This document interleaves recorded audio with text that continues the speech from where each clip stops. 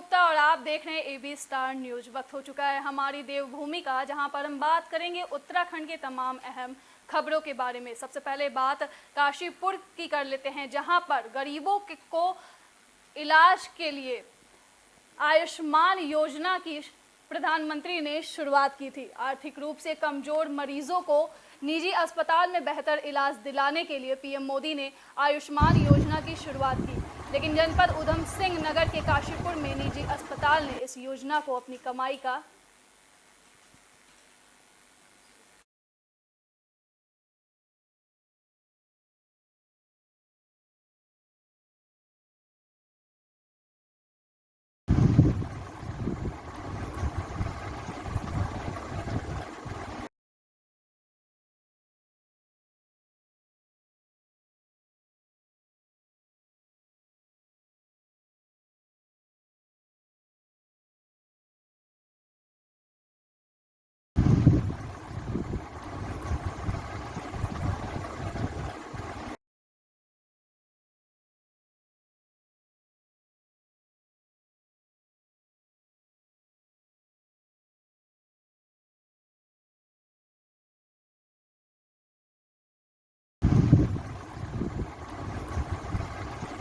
Urine leakage हो रहा था। अब उसको फिर दोबारा से हम हॉस्पिटल गए डॉक्टर साहब के पास, जो शिवानी सिंगल है। भैया लोग गए थे, ये वहाँ पे जाने बाद देखा तो उन्होंने कहा कि दोबारा से ऑपरेशन होगा उसका, और दोबारा ऑपरेशन के लिए कह दिया, लेकिन वहाँ पे संतोषजनक कोई बात नहीं हुई। फिर हम आए कृष्णा हॉस्पिटल में। कृष्णा हॉस्पिटल में आके जब हमने वहाँ पे दूरबीन विधि द्वारा चेक करवाया तो उन्होंने कहा इसमें कट लगा हुआ है, इसका ऑपरेशन होगा। फिर उसकी रिपोर्ट लेके हम गए शिवानी सिंगल मैडम के पास। कट किस चीज़ में लगा हुआ था? वो ब्लेडर में, जो थैली, जो यूरिन की थैली है उसमें कट लगा हुआ था। शिवानी मैडम के पास गए तो वो तो बहुत ज़्यादा रूडली बात कर रही थी कि ये जो आयुष्मान कार्ड तो ये तो दान खाते से होता है, इसमें जो कोई जिम्मेदारी नहीं होती, कुछ नहीं होता, हमारी कोई जिम्मेदारी नहीं है। ऑपरेशन हुआ था 28 तारीख को लेके गया था, 29 तारीख को रात को ऑपरेशन हुआ बच्चे राजधानी का।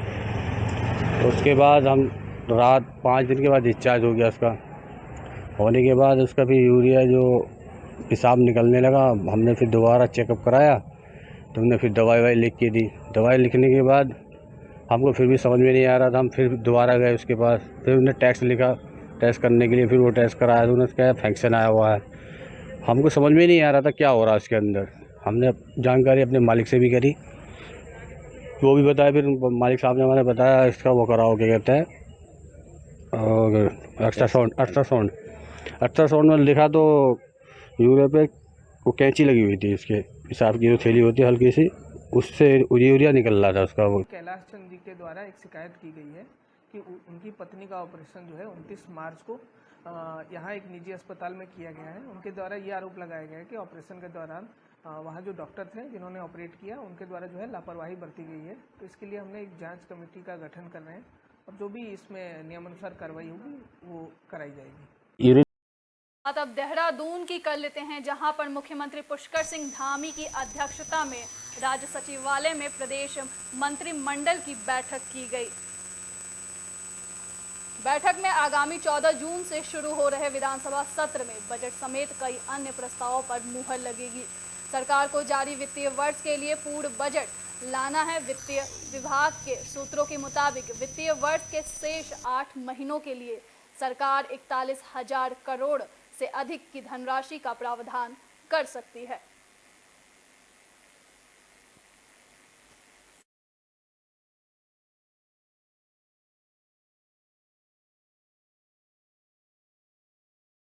एक बार फिर से देहरादून की कर लेते हैं, जहां पर फुटबॉल खिलाड़ी का एक वीडियो सोशल मीडिया पर जमकर वायरल हो रहा है।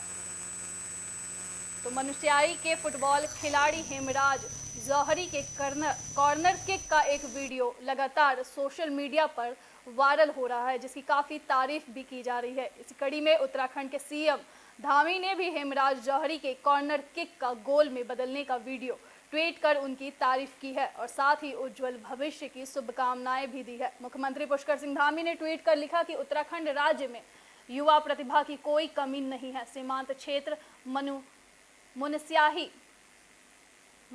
मुनस्यारी के फुटबॉल खिलाड़ी हेमराज जौहरी इसका प्रत्यक्ष उदाहरण है। साथ ही सीएम धामी ने बताया कि राज्य सरकार नई खेल नीति के माध्यम से ऐसे प्रतिभावान युवाओं को उचित मंच प्रदान करने का काम कर रही है।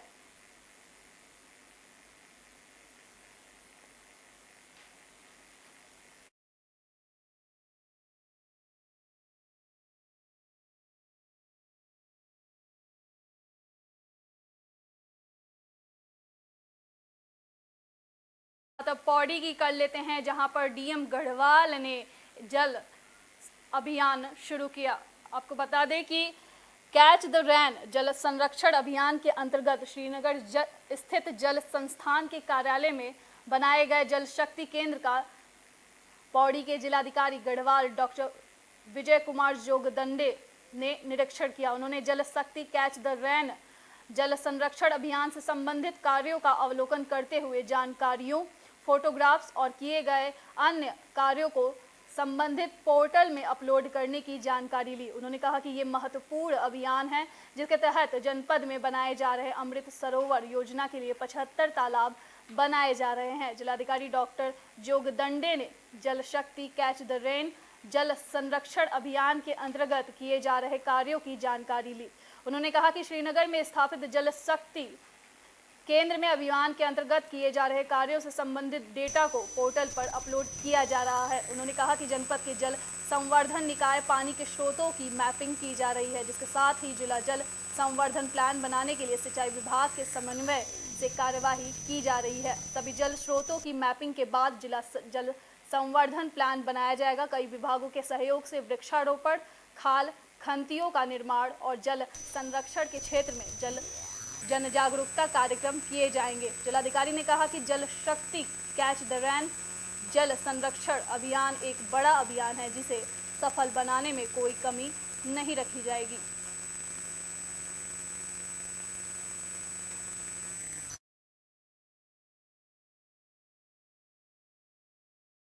जनपद में जल शक्ति अभियान का विभिन्न स्तर पर कार्रवाई किया जा रहा है। इसके अंतर्गत जनपद में एक जल शक्ति केंद्र का भी गठन करना आवश्यक था। सिंचाई विभाग का जो कार्यालय है श्रीनगर क्षेत्र में, वहाँ पर हमने जल शक्ति केंद्र का भी स्थापना किया है और यहाँ पर विभिन्न डेटा पोर्टल पे अपलोड किया जा रहा है, कुछ फोटोग्राफ्स का अपलोड किया जा रहा है। जितने भी हमारे जल संवर्धन के स्ट्रक्चर्स हैं, जल निकाय हैं और वाटर बॉडीज़ है, इनका मैपिंग किया जा रहा है। साथ में एक डिस्ट्रिक्ट वाटर कंजर्वेशन प्लान बनाने के लिए सिंचाई विभाग का समन्वय से कार्रवाई की जा रही है। अभी सभी वाटर बॉडीज़ का मैपिंग होने के पश्चात डिस्ट्रिक्ट वाटर कंजर्वेशन प्लान बनाया जाएगा। इसके साथ में वृक्षारोपण कार्यक्रम, खाल खंती निर्माण कार्यक्रम और जन जागरूकता कार्यक्रम भी जो अन्य विभिन्न विभाग करेंगे। इसमें खास तौर पे मनरेगा विभाग, ग्राम विभाग, विकास विभाग और वन विभाग प्रमुख भूमिका निभा रहे हैं। भारत सरकार से भी एक टीम इसके इंस्पेक्शन के लिए आ रही है। समस्त तैयारी का हम लोग आज जायज़ा भी ले रहे हैं और मैं उम्मीद करता हूं कि जल शक्ति अभियान एक बृहद अभियान के रूप में उभर के आएगा।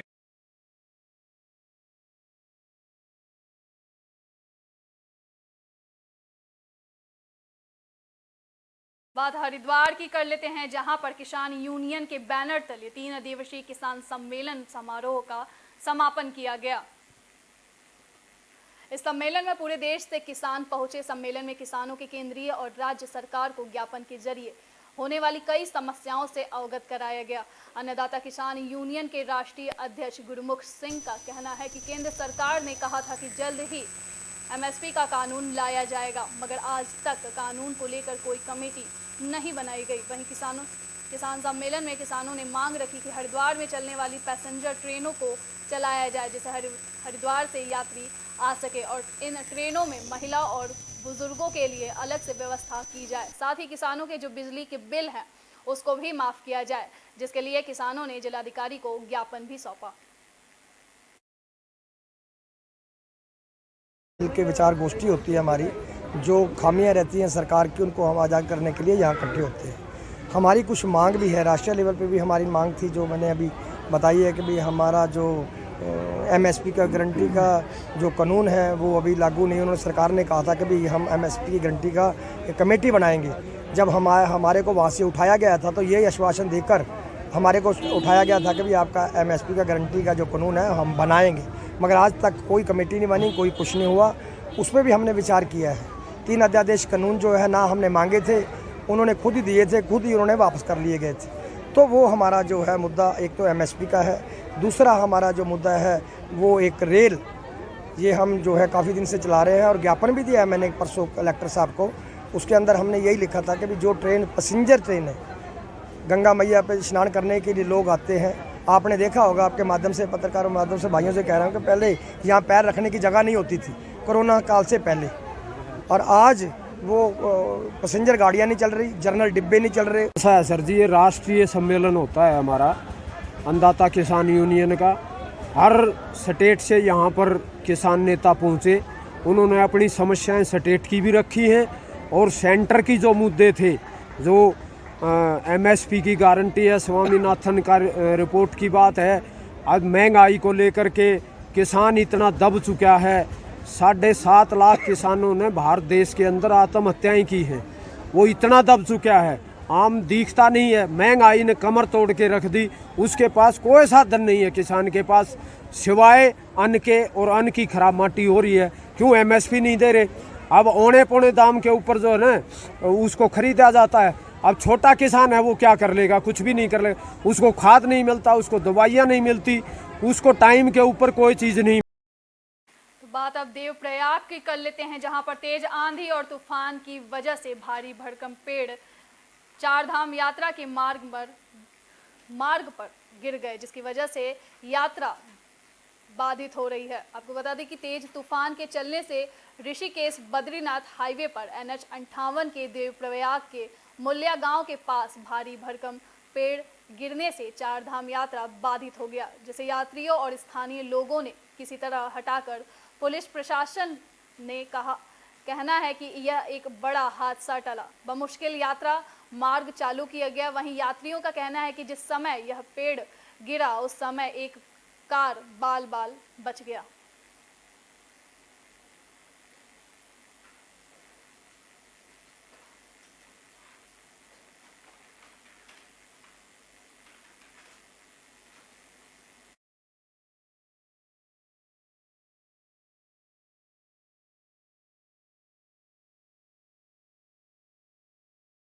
तब खटीमा की कर लेते हैं, जहां पर एक युवक ने दूसरे युवक को लोहे की रॉड से पीट कर उसे बुरी तरह घायल कर दिया। जानकारी के अनुसार खटीमा के सुजिया मोहलिया इलाके में गांव के ही युवक मंगलेंदर ने सावन सिंह नाम के युवक को बुरी तरह मारकर घायल कर दिया था। घटना की जानकारी मिलने के बाद परिजनों ने उसे खटीमा के उप जिला चिकित्सालय में भर्ती कराया था, जहां डॉक्टरों ने प्राथमिक उपचार कर गंभीर रूप से घायल सावन सिंह को हायर सेंटर रेफर कर दिया। वहीं हायर सेंटर जाने के दौरान ही सावन सिंह की मौत हो गई। पुलिस ने मृतक के परिजनों की तहरीर पर हत्या का मुकदमा दर्ज कर लिया है। वहीं मृतक के चाचा ने बताया कि मंगलेंदर सिंह के पूर्व नियोजित तरीके से लोहे की रॉड से जानलेवा हमला करके सावन सिंह की हत्या की है।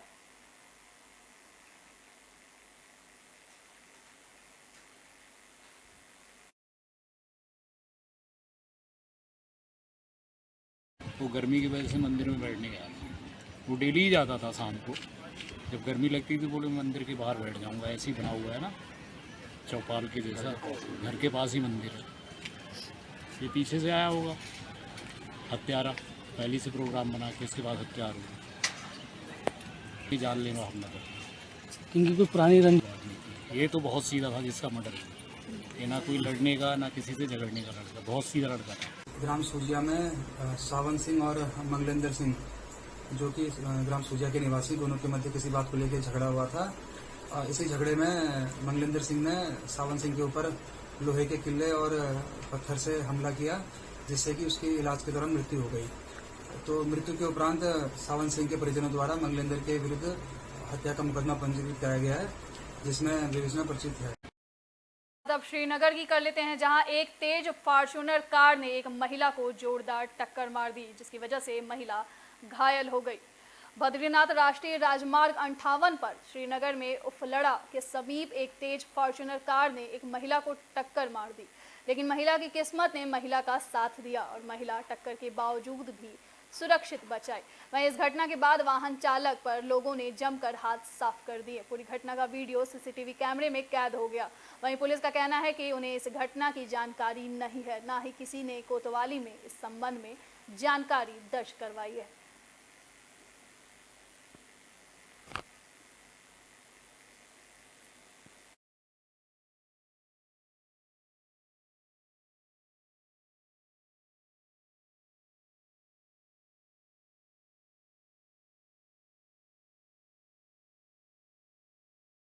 ऋषिकेश पुलिस को एक बड़ी सफलता हाथ लगी है। पुलिस ने 6 शातिर ठगों को अपने गिरफ्त में ले लिया है।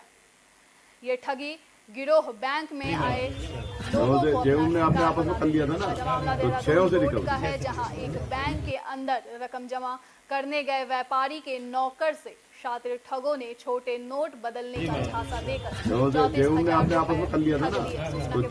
सूचना मिलने के बाद पुलिस ने मामले में मुकदमा दर्ज कर 6 शातिर ठगों को जंगल लात बैरियर देहरादून रोड के पास से गिरफ्तार किया। वहीं ठगों के कब्जे से और 69,000 नगद भी बरामद हुई।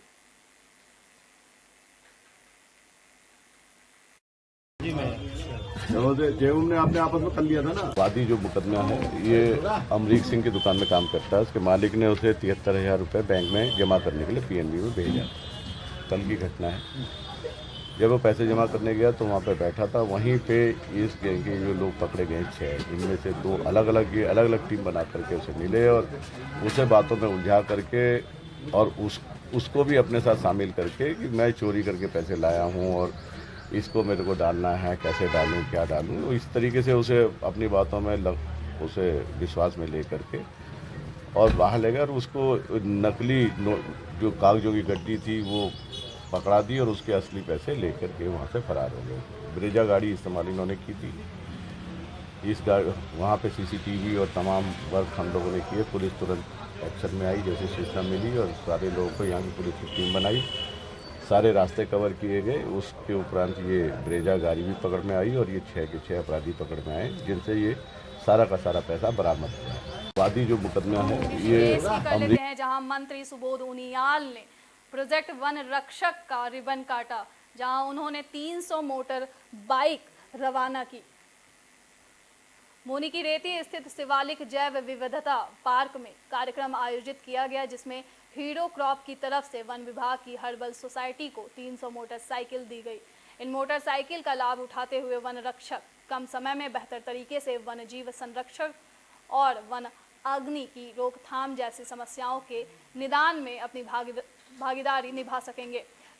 कार्यक्रम में बतौर मुख्य अतिथि वन तकनीकी शिक्षा मंत्री सुबोध उनियाल और शहरी विकास मंत्री प्रेमचंद्र अग्रवाल ने शिरकत की। वहीं कार्यक्रम में मुख्य वन संरक्षक विनोद कुमार ने साथ वन महकमे के तमाम अधिकारी भी मौजूद रहे। वन मंत्री ने प्रोजेक्ट वन रक्षक का रिबन काटा और बाइकों को हरी झंडी दिखाकर रवाना किया। सबसे पहले 300 मोटरसाइकिल वन विभाग में वन रक्षकों को और मजदूरों को, ताकि वो जंगल में जाकर जंगल की रक्षा भी कर सके और जो मानव वन्य जीव संघर्ष है उसको रोकने में भी सहायक होगा। और साथ साथ ये जो इसके कई फायदे हैं, वनों में माफिया कई बार आजकल कोशिश करते हैं वनों से दोहन करने की, इसके रोकने में सफलता मिलेगी। और लेकिन सबसे बड़ी बात है कि जो CSR फंड से ये हीरो मोटो कॉप ने जो दिया, मैं पूरी प्रदेश सरकार की ओर से और खासकर वन विभाग की ओर से हीरो मोटो कॉप का बहुत बहुत आभार प्रकट करता हूँ कि जिन्होंने अपने CSR मत से 300 मोटरसाइकिल दी हैं। में जिस तरह सहयोग मेरा तो अनुरोध है आपके चैनल के माध्यम से सभी पब्लिक सेक्टर की कंपनियों को, प्राइवेट सेक्टर की कंपनियों को, कि आगे आकर के उनको निश्चित रूप से उत्तराखंड राज्य में जिसकी पहचान ही पूरे देश में देवभूमि के रूप में और 72% क्षेत्र हमारे राज्य का 72% से ज़्यादा क्षेत्र फॉरेस्ट से घिरा है। ऐसे में फॉरेस्ट को कैसे बचा करके अब जिस तरह हम पूरी दुनिया की सेवा कर रहे हैं, ये केवल उत्तराखंड की सेवा नहीं है, अपने यहाँ के जंगलों को बचाकर हम पूरी दुनिया के पर्यावरण को बचाने की कोशिश कर रहे हैं और उसमें अपना सहयोग करेंगे। क्योंकि फॉरेस्ट फायर सीजन था तो इस समय हमारी सब 2 ही चीज़ों पर फोकस था कि वन विभाग के प्रति आम आदमी की सोच कैसे बदले और आम आदमी का सहयोग वनों को बचाने में कैसे ले सके और वन विभागों की नीतियों से आम आदमी की आजीविका को चलाने में वन विभाग को कैसे उनसे जोड़ सके। तो इससे मैंने आपसे कहा इकोनॉमी विद इकोलॉजी, इकोनॉमी और इकोलॉजी के आपसी समन्वय से हम लोगों को जनता को वनों के प्रति दोस्ताना बनाना है और इसके लिए विभाग को जनता के प्रति दोस्ताना बनना पड़ेगा। इस पर हम लोग काम करें। हमारे देवभूमि में फिलहाल के लिए सिर्फ इतना ही। देश और दुनिया की तमाम बड़ी खबरों के लिए देखते रहिए AB स्टार न्यूज। नमस्कार।